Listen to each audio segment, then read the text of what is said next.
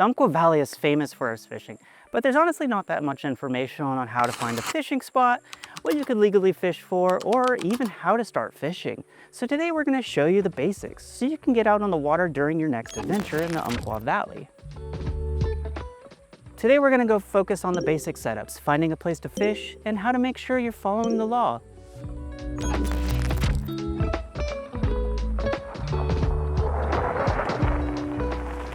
So we're at Lake in the Woods. It's one of my favorite places to go in the Umpqua Valley.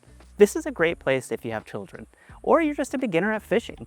The paths are well maintained, easy to get to, have access right to the lake, which is occasionally stocked every spring, which gives you a lot better odds at catching a trout. If you want to know when the lake was recently stocked, go to myodfw.com and go to their stocking schedule.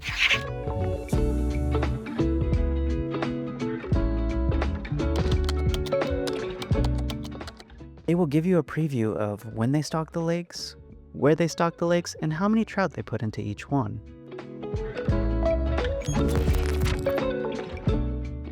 We're going to start off with a really easy setup.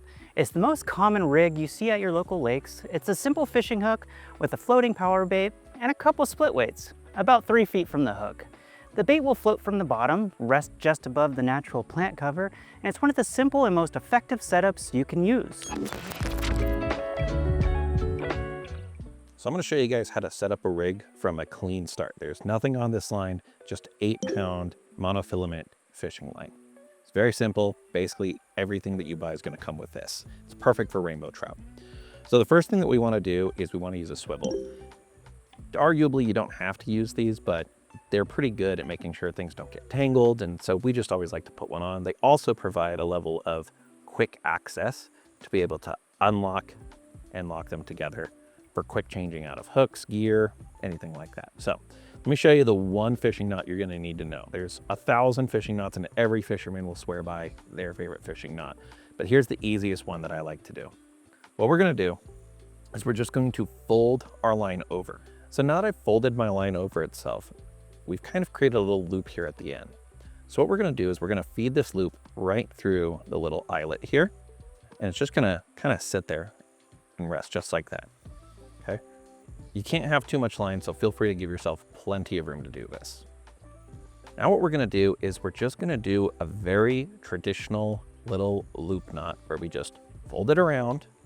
And what we're gonna do is we're gonna put the line through the hole right here, okay?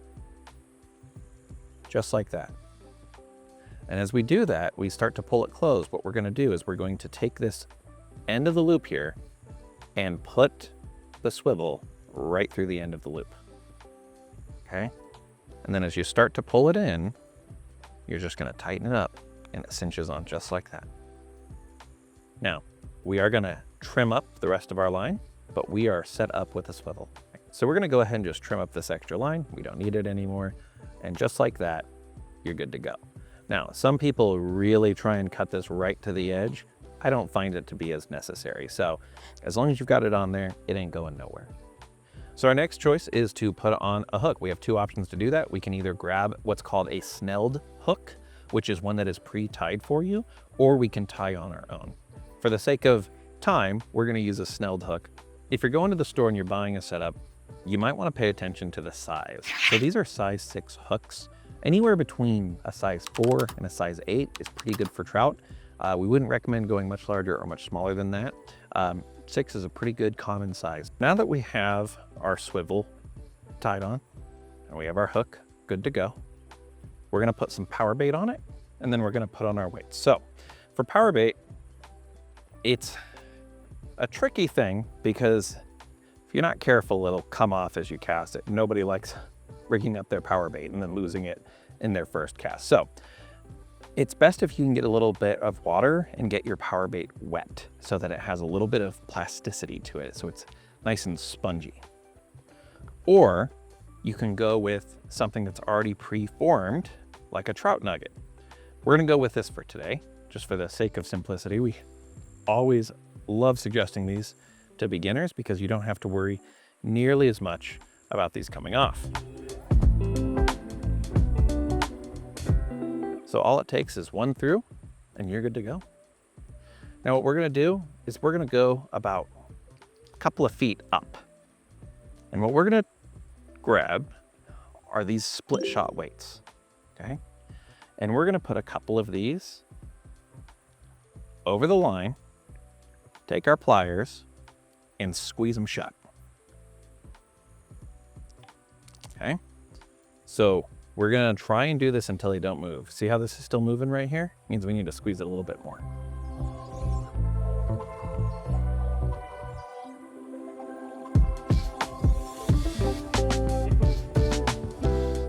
Now you don't need a special pair of pliers to do this. I just like these pliers because they're a little bit easier to work with. But once it's really squeezed on there, it won't move at all. We're gonna put 3 of these little guys on here because we want to add a bit of weight. And what this will do is it'll keep our line on the bottom of the water. And then the floating power bait, which is on the hook, will raise up and float. And the trout will just swim right up and grab it. All right, we've got our weights, we have our power bait, we're ready to get out there. Next, we're going to talk about the good old bait and bobber. That is what most people think of when they think about fishing. You could either go with night crawlers or mealworms, but I recommend night crawlers because they stay on just a little bit easier and they're easier to handle.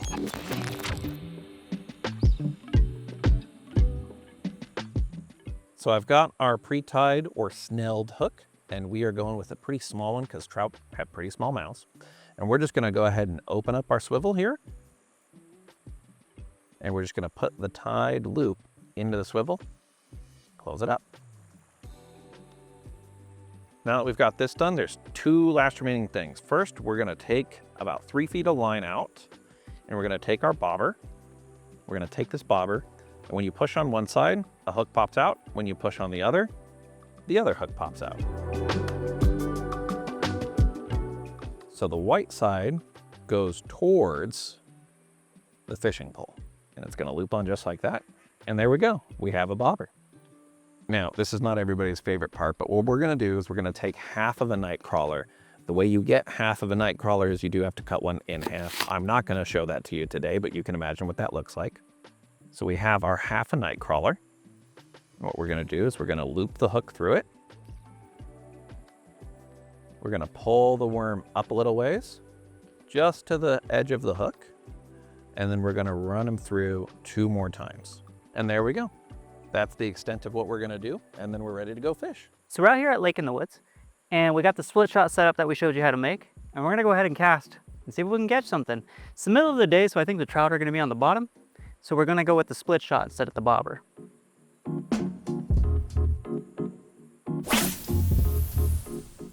Okay, so with your line in the water, what you want to do is you want to keep tension on the line. That's going to show you when a fish starts biting. You could actually kind of feel it in your wrist. It feels like a little ding, ding, ding. Oh, just like that. Did you see that? Let's see if we can go ahead and get that one. Oh, he's on there. He's taking it. Now we want to wait for a good bite and for him to start to take it. Right now he's kind of just tasting it. Kind of like when you try a new food.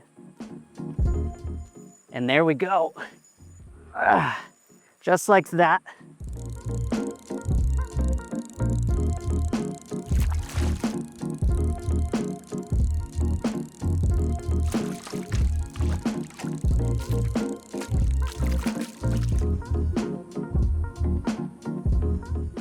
And that is how you catch a rainbow trout. Good old power bait and a split shot right off the bottom. All right, so today on our split rig, we got 5 trout, all within an hour, all keepers. So when we clean up, we like to clean up any line that we cut, any bait, any hooks that might have been left around, and any trash from snacks. Remember, leave no trace. You want to leave it just how you found it. There's a lot of regulations for fishing, so be sure to pick up or look online at the regulations published by ODFW. While you're at it, check out their list of 50 places to fish near Roseburg. The best way to learn how to fish is to get out there and get on the water. Remember to be safe and leave no trace. Now it's time to get out there and have an adventure.